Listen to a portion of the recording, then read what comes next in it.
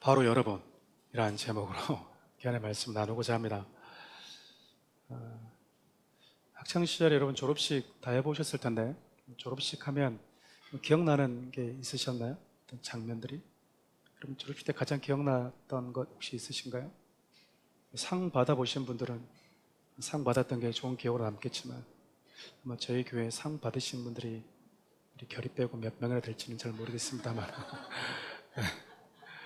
거의 상 받기는 힘들지 않습니까? 뭐 저만의 얘기입니까? 네. 거의 대부분 저는 졸업식 때 박수 치다가 끝났던 것 같습니다. 앞에 키가 그렇게 크지 않아서 그래도 맨 앞줄에 서지는 않았습니다. 두 번째, 세 번째 줄에 서서 크게 힘차게 상 받은 친구들 박수 쳤던 기억이 있어요. 이제 학교에 공을 세우거나 성적이 우수한 친구들 선생님이 이렇게 호명하잖아요. 그러면 네, 네 이렇게 3학년 1반 누구 네 3학년 2반 누구 이렇게 부르면 네 이렇게 부르면서 앞에 나가서 그때는 상장도 왜 이렇게 컸는지 몰라요. 요즘은 예쁘지 않습니까? 그때는 무슨 대통령 표창장 받듯이 강대상만 했으니까 이렇게 해줬으니까.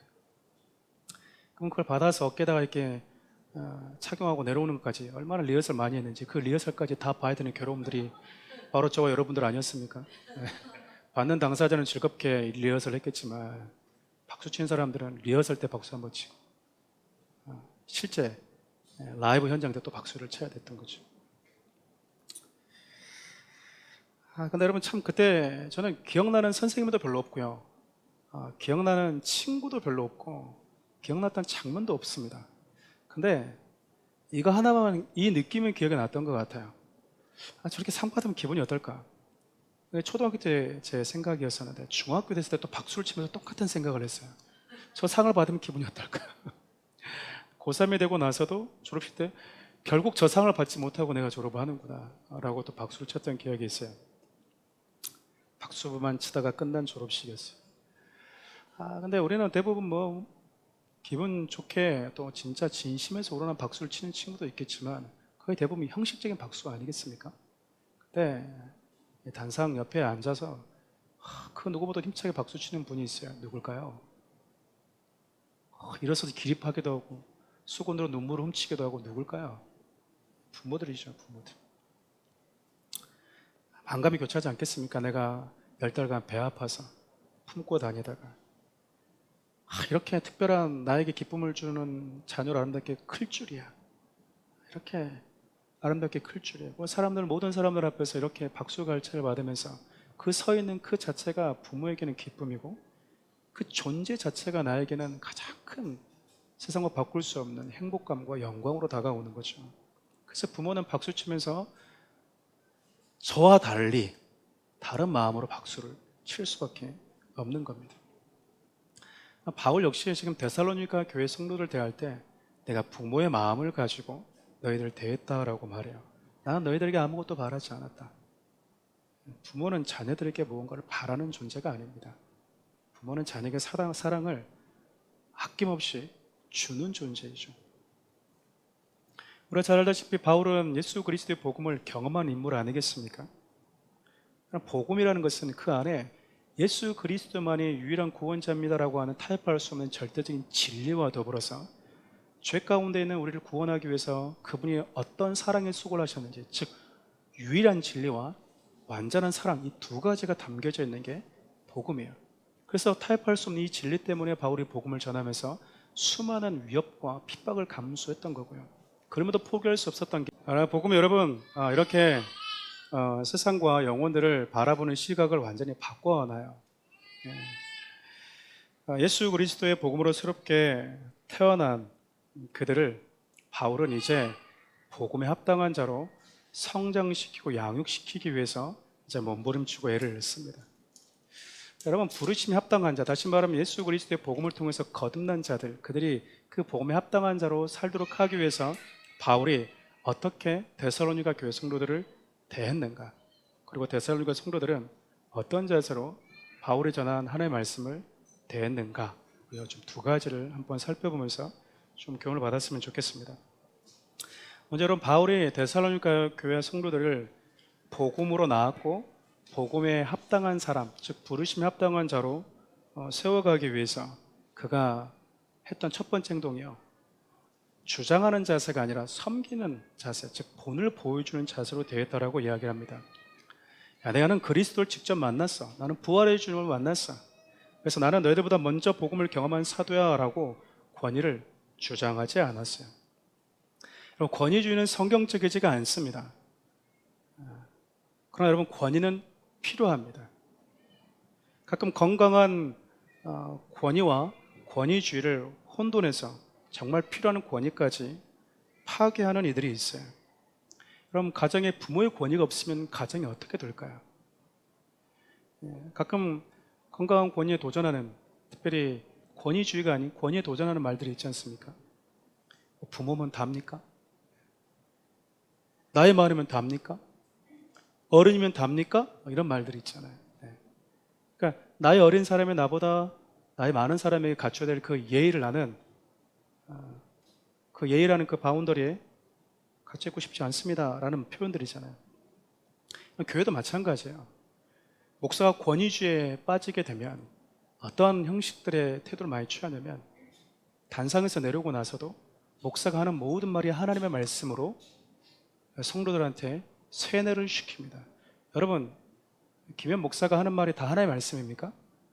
아니에요. 아니라고요. 말씀을 선포할 때 하나님의 말씀을 전하는, 대언하는 자로 잠시 이 자리에 설 뿐이지, 같이 여러분과 식사하고 차 한잔 마시면서 제가 하는 농담과 그 모든 얘기가 하나님의 말씀이 아니라는 거예요. 근데 성도들은 옆에 앉아서 목사님이 농담을 도 아멘,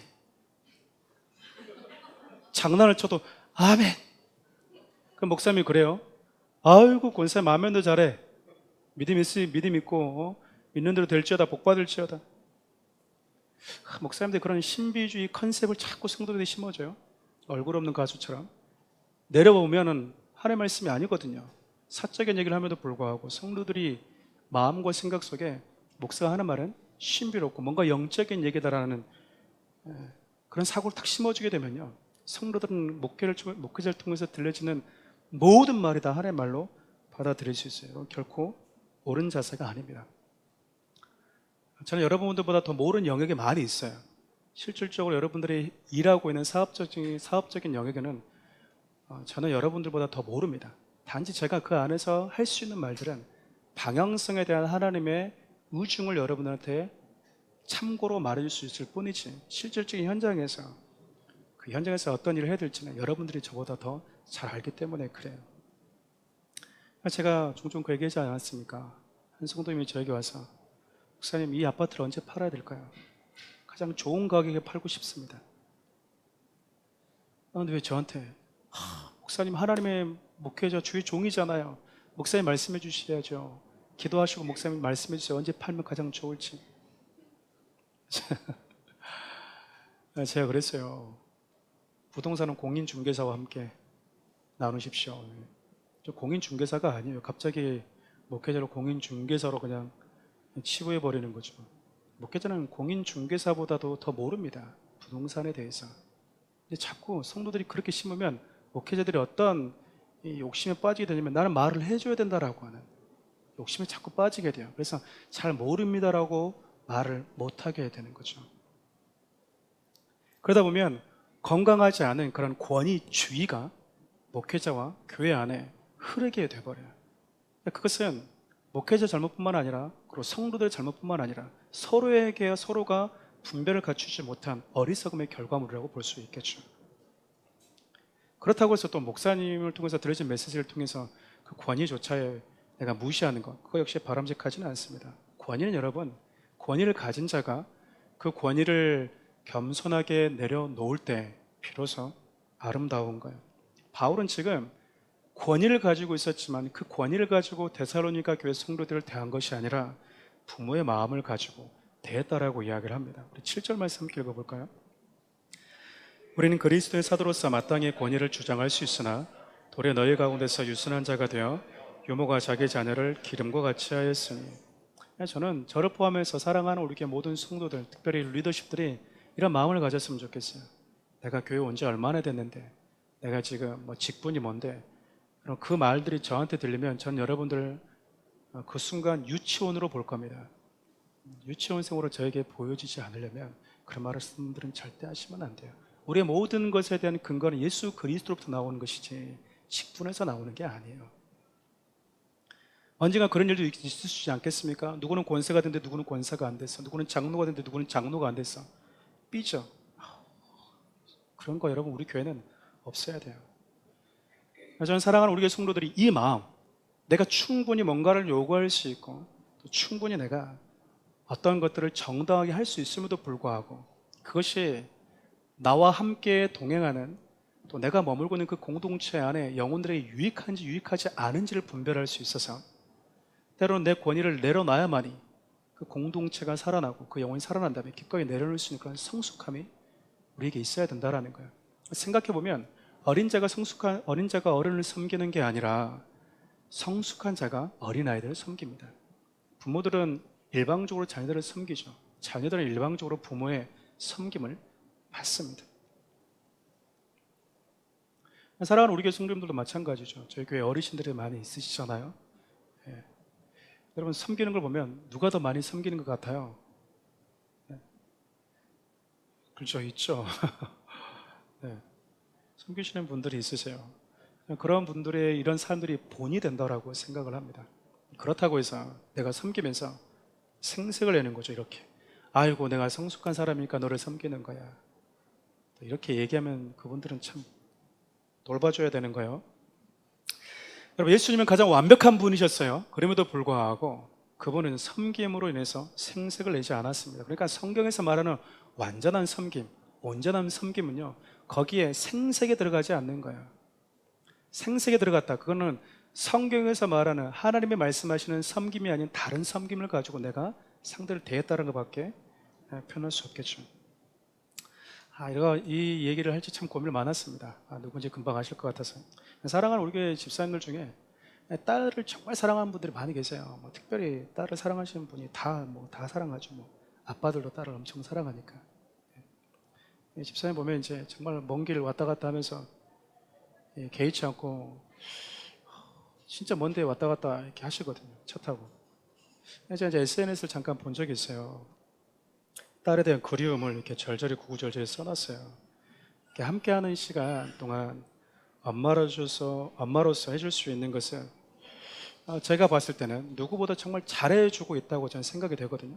근데 그분이 SNS에 이렇게 적어놓은 거죠. 미안한 마음, 그리운 마음을 적어놓은 거예요. 저는 이것이 성도들이 영혼을 대해야 될 때 갖춰야 되는 마음이라고 생각을 해요. 더 주고 있음에도 불구하고 미안한 마음, 곁에 있음에도 불구하고 그리운 그 마음들, 함께하는 그 기간 동안 내가 그를 사랑해 줄 수 있다는 것, 섬겨줄 수 있다는 것에 대한 그 특별함을 하나님이 나한테 선물로 주셨다는 그 마음, 그것이 우리 안에 있는 권위를 생색내지 않고 자유롭게 또 자연스럽게 내려놓게 하는 동기가 아닐까 생각이 됩니다. 저는 섬김은 주장하는 자세가 아니라 방금 말씀드렸던 이런 부모의 마음을 가지고 삶의 현장에서 보여주는 거라고 생각을 해요. 바울이 지금 데살로니가 교회 성도들을 내가 부모의 마음으로 대했다라고 이야기하거든요.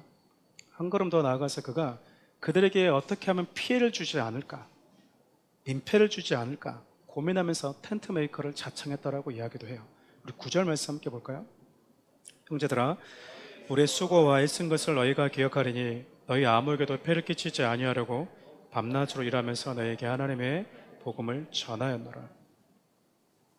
교회를 섬기는 자가 교회로부터 섬김을 받는 것은 당연합니다. 이것은 예수님께서도 그렇게 하라고 말씀하실 만큼 정당한 요구이기 때문에 그래요.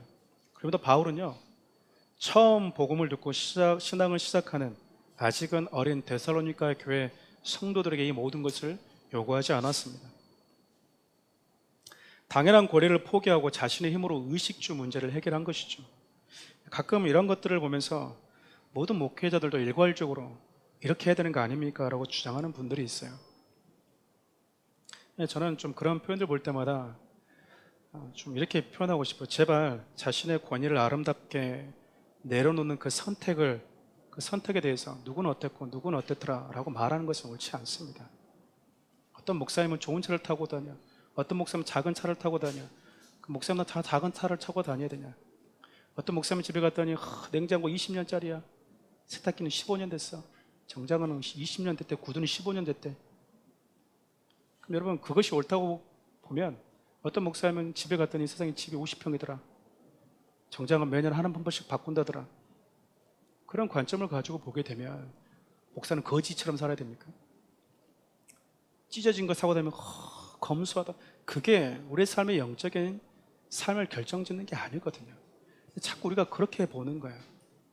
바울이 이런 선택이, 누군가가 바울을 이런 선택을 하는 걸 보면서 어떤 성도가 막 바울이 이랬는데 왜 너희들은 안 그래? 라는 걸 보고 있으면 바울이 이렇게 얘기할 거야.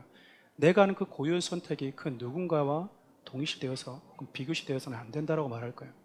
특별히 바울이 이렇게 선택할 수 있었던 이유 중에 하나는 뭐냐면요, 그는 단기 선교를 갔기 때문에 그래요. 3주 동안 말씀을 전하면서 나 3주 동안 말씀 전했으니까 거기에 대한 대가를 주어라 라고 말할 수 있을까요? 물론 이때 당시에는 많은 이 연설가들이 한번 연설하면 거기에 대한 대가를 받는 그런 문화이기도 했었습니다. 우리는 단기 선교를 일주일이든지 보름이든지 한 달 동안 갈 때 내게 있는 것을 퍼주고 오지, 내가 한 달 동안 당신을 섬겼으니까 나한테 주십시오라고 말하지 않아요. 또 특별히 바울은 비록 데살로니가 교회 성도들에게는 아무것도 요구하지 않았지만 그 외의 교회 성도들에게는 많은 연보와 헌금을 요구하기도 했습니다. 특별히 예루살렘 교회가 힘드니까 너희 교회들은 헌금을 모아놔라. 내가 가서 각출해서 가겠다. 강요도 해요. 강요도 한다고요. 그러니까 하나의 어떤 본문만 가지고 우리가 이것이 옳다, 안 좋다라고 얘기해버리면 오늘 본문에서 바울이 왜 권위를 내려놓고 이렇게까지 했는지에 대한 참된 메시지를 우리가 자꾸 놓치고 곁길로 갈 수 있다는 겁니다. 바울이 데살로니가 교회에 대해서만큼 유독 다른 모습으로 다가갔던 이유는 아직 데살로니가 교회가 아직 어렸고요, 이제 막 복음을 듣고 이제 엉금엉금 기어다니는 단계였기 때문에 그렇습니다. 그래서 바울은 자신이 복음을 전하는 자로서 받아야 되는 당연한 권리까지 주장하지 않았던 거죠. 그러니까 바울은 자기 자신이 섬기는 지역과 섬기는 공동체, 섬기는 영혼들의 영적 수준과 복음을 전하는 데 있어서 자신이 어떻게 처신해야만이 여기에 유익이 될지를 분별할 수 있는, 그 상황을 파악할 수 있는 영적인 센스가 있었던 것 같아요. 저희 교회 성도님들 중에 센스가 있는 분들이 참 많이 계십니다. 영적 센스라고 그러죠. 영적 센스가 없는 분들과 사역을 하면 참 목회자가 마음이 어려울 때가 있어요. 이렇게 가야 되는데 목사님 이렇게 가야죠 라고 하면 그때 목사가 끌려가는 거죠. 사랑하는 우리 성도 여러분, 그레이스den으로 부름받았다는 것은요, 그걸로 끝난 게 아니라 예수의 사람으로 태어났다, 부름받았다, 그 말은 이제 그에 합당한 삶으로 초대되었다는 것을 의미합니다. 그러니까 바울은 지금 데살로니가 교회 성도들이 그리스도의 복음 안에 부름받아서 태어났는데 이제 그들을 어떻게 그 복음에 합당한 자로서 살아갈 수 있도록 내가 도울까 섬길까 라고 고민하다 보니까, 그래서 나온 결론이 내가 내 권위를 내려놓고 내가 주장하지 않고 실질적으로 권위를 내려놓으면서 그들에게 이것이 섬기는 삶이고 이것이 복음을 경험한 자들의 삶이다라는 것을 내가 실질적으로 보여줘야 되겠다라고 했다라는 거 아니겠습니까? 자식은 부모의 등을 보고 배움을 갖는다고 합니다. 무슨 얘기일까요? 내가 굳이 언어로 자녀들에게 교육을 시키지 않아도 내가 한 행동, 내가 보여준 그 액션들이 자녀들에게는 다 교육화되어진다라는 거예요. 나는 한 번도 우리 아이에게 그렇게 하라고 말하지 않았어요, 목사님. 근데 우리 아이들이 이렇게 살아요. 여러분, 내가 그렇게 보여줬기 때문에 그래요. 역으로 나는 한 번도 아이에게 믿음으로 살으라고 크게 말하지도 않았는데 아이가 믿음으로 살아요. 믿음의 삶을 보여줬기 때문이라고요. 보여주는 것은 아이들에게 그만큼 큰 본이 될 뿐만 아니라 그들이 어떤 상황에서 무엇을 선택하고 판단할 때 중요한 가치, 기준이 됩니다. 사랑하는 우리 성도님들이 자녀들에게 그 삶을 보여주었으면 좋겠어요. 괴로울 때, 누구나 다 괴로워서 나자빠질 때 엉금엉금 개어서라도 자기 골방으로 들어가는 모습, 모두가 힘들 때 여전히 주님은 선하십니다라고 하나님을 찬양하는 그 모습들, 모든 것을 상실하는 그 상태에서 하나님은 언제나 나를 사랑하시는 분이라고 고백할 수 있는 그 믿음의 고백들을 여러분들이 자녀들에게 보여주는 것만큼 더 큰, 그들로 하여금 그 삶을 살아가는 데서 더 큰 영향력은 없다고 생각이 돼요. 저는 성도님들이 그렇게 서로에게 본이 되는 삶을 살았으면 좋겠어요. 바울이 이렇게 복음에 합당한 삶을 살 수 있도록 그들을 가르치고 때로는 권위를 내려놓고 그의 삶으로 완전한 본을 보여주자 그들이 바울이 전한 메시지를 어떻게 받아들였는가? 그들은 바울을 통해서 들려지는 하나님의 말씀, 그 말씀을 하나님의 말씀으로 받아들입니다. 우리 13절 상반절 함께 볼까요? 이러므로 우리가 하나님께 끊임없이 감사함을 너희가 우리에게 들은 바 하나님의 말씀을 받을 때 사람의 말로 받지 아니하고 하나님의 말씀으로 받음이니 진실로 그러하도다. 이 부분에 대해서는 제가 지난주에도 언급을 했습니다. 저에게 아무도 안 물어보세요. 목사님, 저에게 한 말씀이죠. 저희 교회 시작할 때 제가 이 얘기를 별로 들어본 적 없었던 것 같습니다. 근데 이제 아예 안 물어보시는 것 같아요. 그럼 제가 어떻게 얘기한다고 그랬습니까? 네, 당신 들으라고 한 말이 맞습니다. 맞고요. 제가 이렇게 얘기를 할까요? 제가 여러분 눈치채신 분들 아시겠지만 제가 설교 시작하기 전에 드려지는 헌금을 위해서 기도할 때 꼭 빼놓지 않고 하는 기도가 하나 있는데 여러분 기억나십니까? 네. 보이지 않는 하나님, 들려지는 하나님의 말씀을 통해서 만나지는 시간 되게 해주십시오 라는 표현이에요. 네, 여러분 저 자신을 포함해서 사랑하는 우리 모든 성도들은 겸손한 마음으로 하나님 앞에 섰으면 하는 그런 바람 때문에 그렇습니다. 솔직히 여러분들이 아침에 혹은 준비하고 이곳에 앉아있는 이유가 무엇입니까? 하나님 보이지 않지만 들려지는 말씀을 통해서 우리에게 다가와 달라고, 들려지는 그 말씀을 통해서 하나님의 마음을 만나기 위해서 아닙니까? 참 독특하게도 믿음은요, 보면서 생기는 게 아니라 들으면서 생긴다라고 이야기를 합니다. 많이 보면 믿을 것 같은데 하나님은 그렇게 말씀하지 않아요. 믿음은 많이 보면 생긴다. 가장 많이 본 사람이 이스라엘 민족들이었거든요. 그래도 하루아침에 하나님을 원망할 수 있는 게 우리 인간이에요. 믿음은 들으면서 생기는 거예요. 하나님이 그걸 참 우리에게 주신 의도가 있다고 생각을 합니다. 사랑하는 우리 교회 성도들이 그래서 들려지는 말씀을 들을 때마다 기도하는 마음으로 성령님, 나에게 오늘 주시고 싶은 메시지가 무엇입니까? 그 마음을 가지고 여러분 들을 때 하나님이 저를 통해서 들려지는 말씀이 선포되는 그 순간 여러분의 마음을 두드리십니다. 때로는 여러분의 내면을 보게도 하시고요. 그래서 때로는 회개하기도 하시고, 때로는 내 마음이 후회를 갖게 하기도 하시고, 때로는 결단하기도 만드시고, 때로는 다짐하기도 만드시는 것이 말씀을 들을 때 성령님께서 여러분 개개인에게 하시는 역사예요. 근데 문제는 하나님의 말씀 들을 때 모두가 다 데살로니가 교회 성도들처럼 하나님의 말씀으로 받아들인 건 아니었습니다. 사도행전을 보면 하나님의 말씀을 선포되어졌을 때 그 말씀에 대해서 전혀 다른 반응을 했던 크게 세 종류의 부류가 등장해요. 첫 번째인데요, 사도행전 2장 37절 함께 읽어볼까요? 그들이 말을 듣고 마음에 찔려 베드로와 다른 사도들에게 물어 이르되 형제들아 우리가 어찌할꼬. 지금 베드로가 성령의 충만함을 입고 예수 그리스도를 전합니다. 예수가 다시 죽으셨다가 살아나셨다. 근데 그 예수를 죽인 자들이 바로 너희들이었다 라고 말하니까 기분이 얼마나 상하겠습니까? 근데 이때 이들이 마음에 찔렸다라고 표현을 해요. 마음에 찔린 이후에 이들이 반응한 게 뭐냐면 우리 어떻게 해야 되겠습니까? 주님 내가 어떻게 하면 좋겠습니까? 라고 회개했다라는 거예요. 그래서 그날 수천 명이 회개하고 돌아옵니다. 그러나 똑같은 하나님의 말씀을 들어놨는데 완전히 다른 반응도 있었어요. 사도행전 7장 54절 함께 볼까요? 그들이 말을 듣고 마음에 찔려 그를 향하여 이를 갈거늘 스데반 집사님이 그들에게 말씀을 전했습니다. 이들이 스데반 집사님 더 강력하게 얘기해요. 너희들이 죽였다. 너희들이 예수를 십자가에 못 박았다. 큰 틀에서 보면 베드로나 스데반 집사님은 같은 일맥상통한 메시지를 전했거든요. 근데 반응이 완전 달랐어요. 베드로가 전한 메시지를 듣고는 회개했는데 스데반 집사님이 메시지를 전하니까 그들이 뭐 하냐면 이를 갈고 돌을 들어서 스데반을 쳐 죽여버립니다. 실제로 여러분들 뭐 돌을 든 일은 없겠지만 설교를 들으면서 마음에 돌 든 적은 많이 있지 않습니까? 사랑하는 우리 교회 성도님들은 그런 일이 없습니다. 너무 착해서 너무 좋습니다. 그러니까 이런 돌들인 거죠. 니나 잘하세요. 목사님 뭐 그렇게 안 해봤습니까? 목사님 뭐 그렇게 삽니까? 이런 표현들이 여러분 설교장에서 돌을 드는 행위가 똑같아요. 하나님 그 말씀을 들을 때 그 상관하지 말고 전하는 자도 상관하지 말고 그 말씀 앞에 그냥 네가 서라라고 말하는데 자꾸 우리는 중간에 목회자를 개입을 시키고 야, 이 말씀은 누가 들어야 되는다라고 자꾸 개입을 시키는 거죠.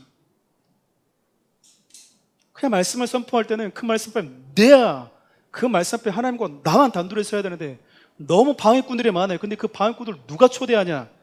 설교를 들으면서 내가 초대한다고. 내가.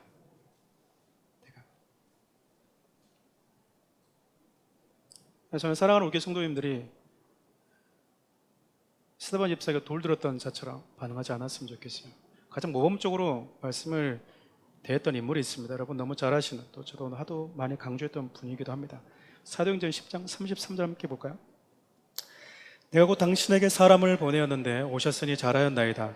이제 우리는 주께서 당신에게 명하신 모든 것을 듣고자 하여 다 하나님 앞에 있나이다.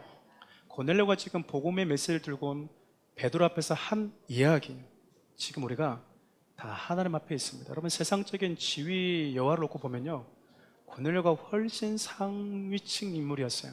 그는 로마의 백부장이었잖아요. 베드로는 로마의 지배를 받고 있는 갈릴리 어부 아니었습니까? 근데 이 고넬료가 베드로를 향해서 내가 지금 하나님 앞에 있습니다. 하나님은 이런 마음을 가지고 말씀을 듣는 자에게 찾아오신다는 것 아니겠어요? 사랑하는 우리 성도 여러분, 말씀 앞에서 저와 여러분들은 어떤 편에 있는 것 같습니까? 전 사랑하는 우리 성도님들이 데살로니가 교회 성도들처럼 이렇게 반응했으면 좋겠어요. 그럼 바울만 주구장창 부모의 마음을 가지고 애를 쓰고, 바울만 주구장창 본을 보여주고서 이렇게 나돌아다니면 뭐 하겠습니까? 성도들이 그렇게 전하고 보여주는 바울의 모습, 들려지는 말씀을 인간의 한낱 의견 정도로 받아들여 버리면 그 수고가 헛돼 버릴 수 있다는 것 아니겠습니까? 그런데 이 두 가지가 함께 시너조과를 낼 때 엄청난 성장들과 합당한 삶을 살아가게끔 만들어 준다라는 거예요. 바울은 같은 동족들에게 위협을 받았어요. 그런데도 불구하고 데살로니가 교회 성도들이 이렇게 아름답게 하나님의 말씀을 받아들이는 모습에 너무 행복해하죠. 근데 여러분, 사탄의 방어도 아주 만만치 않았습니다. 우리 17절부터 18절 말씀 함께 읽어볼까요? 형제들아, 우리가 잠시 너희를 떠난 것은 얼굴이요 마음은 아니니 너희 얼굴 보기를 열정으로 더욱 힘써노라.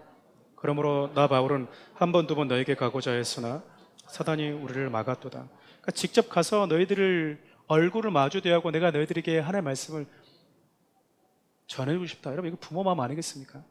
내가 직접 가서 밥이라도 내가 손수 쥐어서 먹여주고 싶다라는 거잖아요. 야, 엄마 나 여기서 삼각김밥 사 먹고 있어. 잘 먹고 있네. 야, 엄마는 이 새끼 간장에 밥 말아 먹는다. 이런 거 아니잖아요. 잘 먹고 있어. 엄마 친구들랑 이번에 외식했어. 그래도 부모는 뭐예요? 직접 가서 밥을 해주고 싶은 거 이 부모의 마음이라고요. 알아서 잘 자라고 있구나. 알아서 잘하고 있네. 됐어. 그 일보러 가는 게 아니라 부모는요, 가서 직접 얼굴 보면서 대면하면서 무언가 해주고 싶어요. 근데 여러분, 사단이 얼마나 방해했는지 모릅니다. 사탄은 교회 가겠습니다, 하나님 말씀 듣겠습니다 라는 다짐을 하는 순간부터 뭐 할까요? 그 말씀을 듣지 못하고 교회 갈 수 없는 상황들을 만들어 버려요. 그래서 이유를 갖게끔 만드는 것이죠. 그리고 여러분, 말씀을 전한 자와의 관계를 늘 불편하게 만듭니다. 그것이 그때 제가 얘기했던, 지난주에 얘기했던 그런 표현들이요, 나 들으라고 한 소린가? 라는 마음들이 불쾌감으로 쌓여올 때 말씀을 듣는 자와 상당히 관계가 어려워져 버릴 수 있어요. 그래서 히브리서 기자는 말씀을 전하는 자와 이런 관계를 유지하라고 이야기합니다. 함께 읽어볼까요? 너희를 인도하는 자들에게 순종하고 복종하라. 그들은 너희 영혼을 위하여 경성하기를 자신들의 청산할 자인 것 같이 하느니라. 그들로 하여금 즐거움으로 이것을 하게 하고 근심으로 하게 하지 말라. 그렇지 않으면 너희에게 유익이 없느니라. 여러분, 하나님의 말씀을 가까이 하십시오. 그리고 하나님의 말씀을 전하는 자와도 가까이 하십시오. 가끔 제게 목사님 바쁘실까 봐 연락을 못 드렸어요. 제가 가장 별로 안 좋아하는 말 중에 하나입니다. 여러분, 저는 성도들 그렇게 섬기고 싶어서 목사가 됐어요. 그러니까 그거 하려고 목사가 됐다라는 거죠, 쉽게 얘기하면. 근데 저에게 바쁘니까 오지 마십시오. 한 번도 저를, 그러니까 어느 교회가 목회자가 가장 불행한 목회자로 저는 생각하냐면 1년 됐는데도 불구하고 성도들이 한 번도 와서 예배 드려달라는 말 안 하는 목사. 최고 편하잖아요. 시간도 많이 남고 얼마나 이렇게 힐링이 되겠어요. 한 번도 말한 적이 없어. 목사님 만나서 상담 한번 해주라고 말한 분들이 단 한 분도 없어. 그럼 목사님은 육체적으로 얼마나 많이 쉬겠습니까? 가장 불행한 목사거든요. 힘들기 때문에 여러분들 배려하는 마음 이해합니다. 근데 여러분, 목사는 그거 하면서 코피 쏟고 그거 하면서 좀 쓰러지고 그거 하면서 링겔도 맞아야 되는 거예요. 그럼 목사 여기저기 돌아다니면서 싸돌아다니고 축하고 돌아다니면서 코피 터지고 발목 나가고 놀다가 막 코피 줄줄 쏟으면 목사 왜 그러십니까? 어제 공 쳤더니 이런 모습은 아니지 않습니까? 아니잖아요, 여러분. 영 코피 쏟으려면 성도를 섬기다가 쏟아야지. 놀다가 너무 많이 놀았더니 그냥 아유 요즘에 좀 몸이 좀 힘드네요. 이건 아니잖아요. 여러분들이 목회자를 많이 활용하셔야 된다는 거예요. 성도들이 목회자에게 요구할 수 있는, 당당하게 요구할 수 있는 권리가 두 가지가 있어요. 한 가지 바로 기도 부탁입니다. 목사님 저를 위해서 이렇게 기도를 해주십시오라는 부탁이에요. 두 번째 당당한 권리가 뭐냐면 목사님 저를 양육시켜 주십시오. 목사님 이게 무슨 말입니까? 말씀했는데 이게 이해가 안 됩니다. 여러분 언제든지 저한테 전화해서 물어보셔도 된다는 겁니다. 여러분들의 권리예요. 바울이 이런 마음을 가지고 애틋하게 전할 수 있었던 이유, 아예 그들을 내 자녀처럼 여겨버렸다라는 거예요. 그래서 그들이 믿음으로 잘 사는 모습을 보면 너무 행복한 거죠. 그 사랑하는 그들을 위해서 모든 건 내려놔도 전혀 아깝지가 않았던 거예요. 설교를 시작하면서 졸업식 때 상 받았던 친구들 이야기를 했습니다. 여러분 저도 축하의 박수를 쳤지만 앞서 얘기했던 것처럼 가장 힘차게 박수 친 분, 그분들이 부모들이었어요.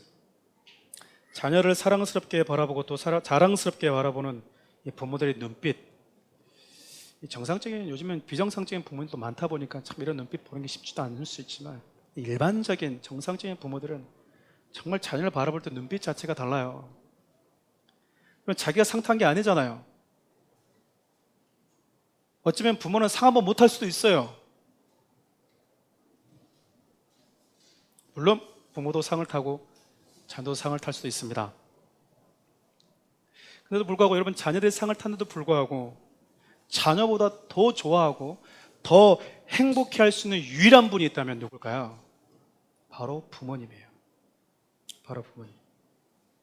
그 자녀가 내 자녀라는 사실 그 자체가 영광스럽게 다가오는 겁니다.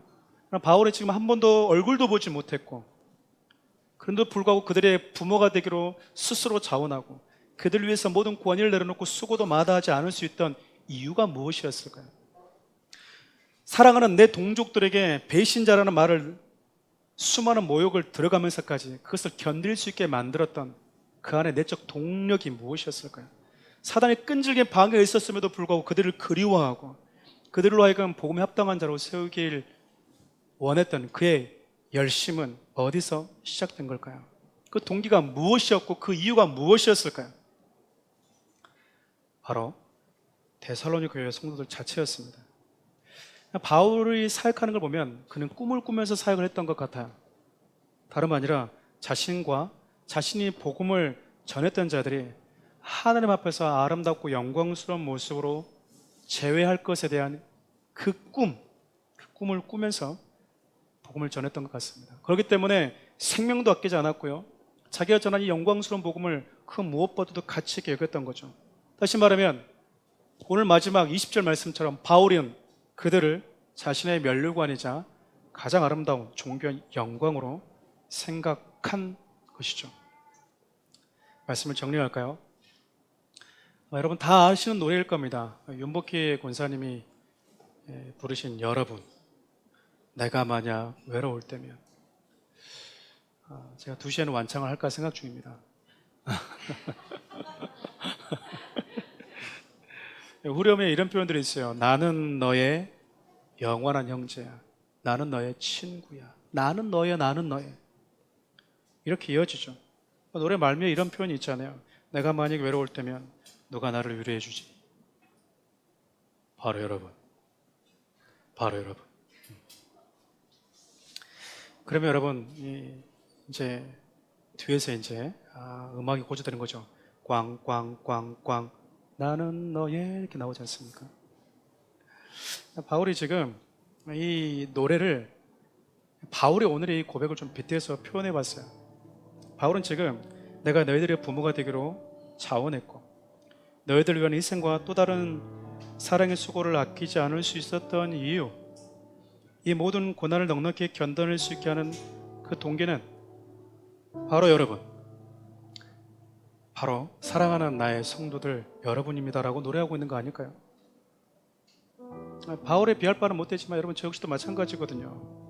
제가 참고 견디고 그 아침잠 많은 제가 새벽에 늘 일어날 수 있는 동력이 사랑하는 우리 성도들이에요. 바로 여러분들이죠. 여러분들이 주 안에서 아름답게 성장해 갈 수 있는 걸 보는 것, 그것만큼 목회자에게 가장 영광스러움이 없습니다. 하나님께서 여러분이라는 이 노래를 부르면 어떻게 부르실까 재밌는 상상을 해봤습니다. 원래는 나는 너의 나는 너인데 이렇게 부르시지 않을까? 너는 나의 영원한 형제, 너는 나의 친구야, 너는 나의 영원한 노래야, 너는 나의 기쁨이고 영광이야 라고 말하지 않을까요? 여러분이라는 영어 가사를 보면 더 신앙적인 색채가 강하다는 걸 알 수 있습니다. 바울은 본문 20절에서 데살로니가 교회 성도를 향해서 너희는 우리의 기쁨이고 우리의 영광이다 라고 고백을 해요. 하나님에게서 가장 큰 영광은 무엇일까? 하나님이 무엇을 가장 영광스럽게 생각하셨는지 확인하는 방법은 의외로 간단합니다.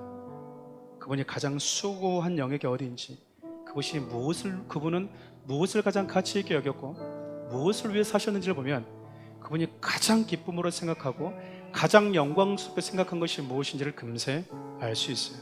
그분은 누구를 위해 사셨습니까? 바로 여러분. 네, 바로 여러분. 윤복기 권사님이 여러분이라는 영어 가사를 설명하는 간증을 들은 적이 있습니다. 그때 그분이 이렇게 표현하시더라고요. 내가 만약 외로울 때면 누가 나를 위로해 주지? 그 원래 표현이 다음과 같아요. 내가 하나밖에 없는 나의 아들을 누구의 죄를 대속해서 십자가에 못 박혀 죽겠는지를 아니? 바로 여러분이라는 거예요.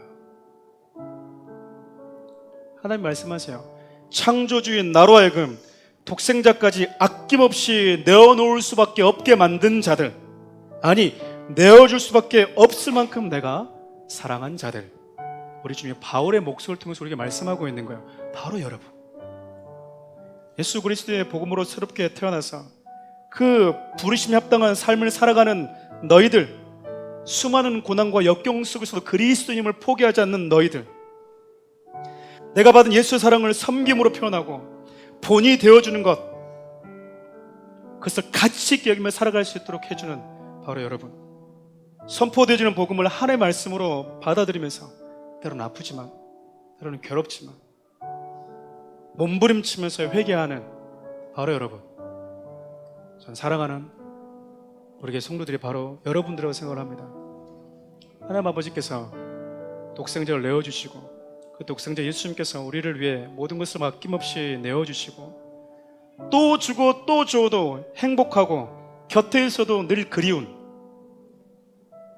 그분이 우리를 그렇게 바라보는 이유는 저와 여러분들이 하나님의 영광이자 기쁨이 되었기 때문에 그래요. 여러분들이 하나님 앞에 섰을 때 상을 받을 때 가장 박수를 힘있게 칠 수 있는 이 땅에 있는 사람이 한 명 있다면 전 바울이라고 생각합니다. 여러분, 복음에 합당한 삶을 사셔서 우리 각자가 주님 앞에 서게 될 그날이 올 때 저도 앞에서 박수를 쳐드리겠습니다. 학창시절 때는 그랬습니다. 나는 왜 키가 작아서 이 두 번째, 세 번째 줄에 앉아가지고 박수를 안 치면 다 보이게 되었나? 맨 뒤에 앉아있으면 이렇게 쳐도 될 일을 갖다가 이렇게 쳐야 되니까 주님 앞에 섰을 때는 제가 가장 키가 작은 자가 되어서 맨 앞에 서서 박수 쳐드리겠습니다. 그렇게 복음에 합당하게 서로가 서로를 하나님의 영광으로 생각하며 살아갈 수 있는 여러분들이 되었으면 좋겠어요. 우리 찬양을 주님께 올려드리며 나가겠습니다. 주 사랑이 나를 숨쉬게 해. 세상 그 어떤 어려움 속에도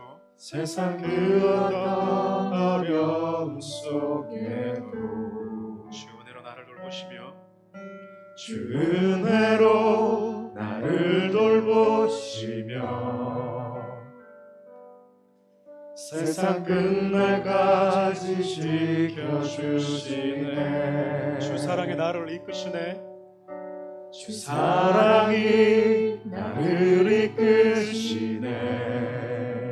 내가 갈 수 없는 그곳으로 내가 갈 수 없는 그곳으로 주의 사랑 나를 붙드시며 주의 사랑 나를 붙드시며 세상 끝날까지 세상 끝날까지 우리 가슴에 인도하시네. 손을 얹고 한번 찬양합시다. 주님만이 주님만이 내 아픔 아시며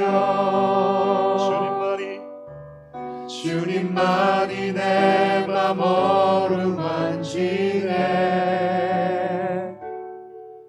어느 누구도 나를 향하신 주님의 사랑을 끊을 수 없네. 주님만이 내 능력이시며 주님만이 나의 구원이시네. 어느 누구도 나를 향하신 주님의 사랑을 다시 한번 찬양합시다. 끊을 수 없네. 주 사랑이 나를 숨쉬게 해.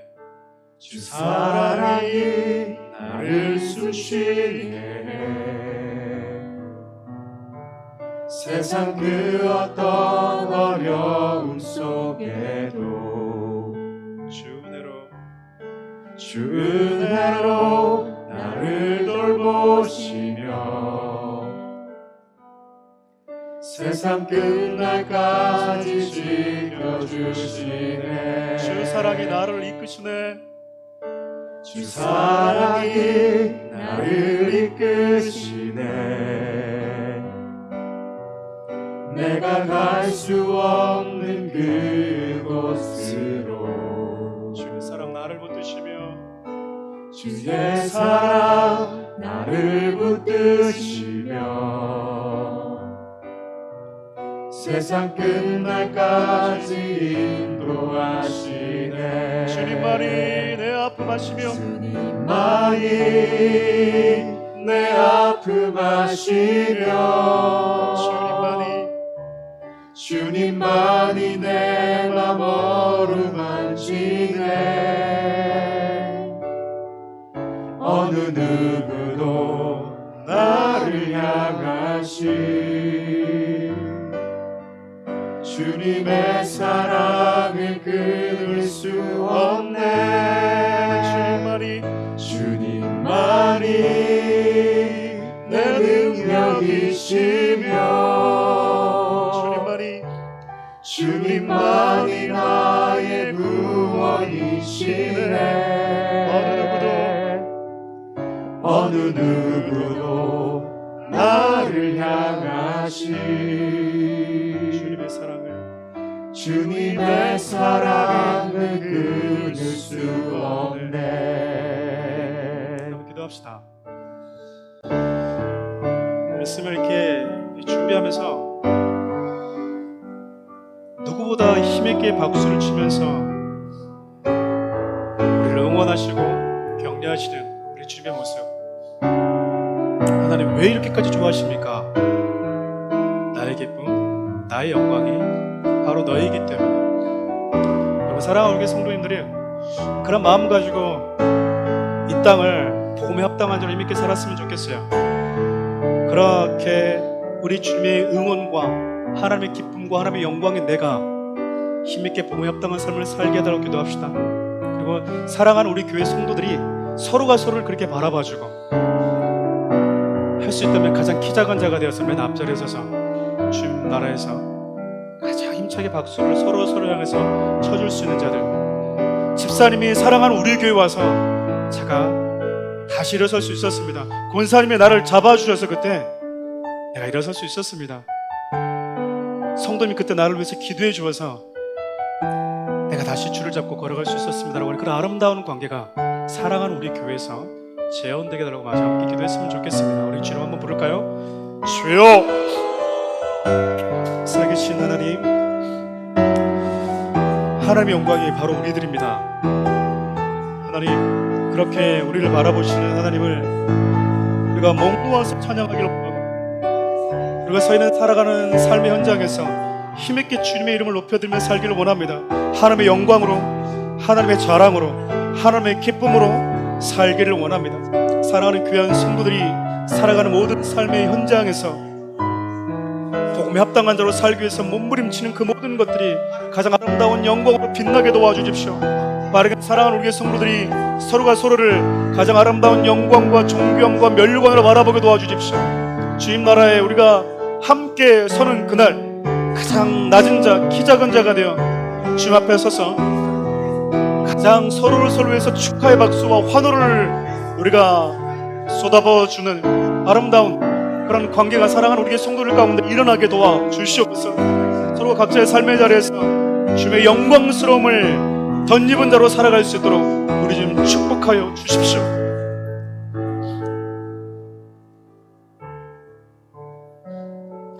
하나님의 은혜 때문에 우리가 여기까지 왔습니다. 주님 때문에 이 땅을 살아가면서 삶의 이유와 목적, 소망을 갖게 되었습니다. 잠시 후에 우리가 이 땅을 떠나면 우리 영원한 본향인 주님의 나라에서 다시 만나게 될 거란 믿음 갖게 되었습니다. 먼저 떠난 자들이 있을 수 있고 좀 더 이 땅에 오래 머물 자들이 있을 수 있겠지만, 우리가 주님 나라에 갔을 때 가장 키 작은 낮은 자가 되어서 주님 나라에 입성하는 자들을 사랑하는 우리 성도를 향해서 박수 쳐주고 응원해주고, 집사님 때문에 내가 다시 주님의 얼굴을 볼 수 있었습니다.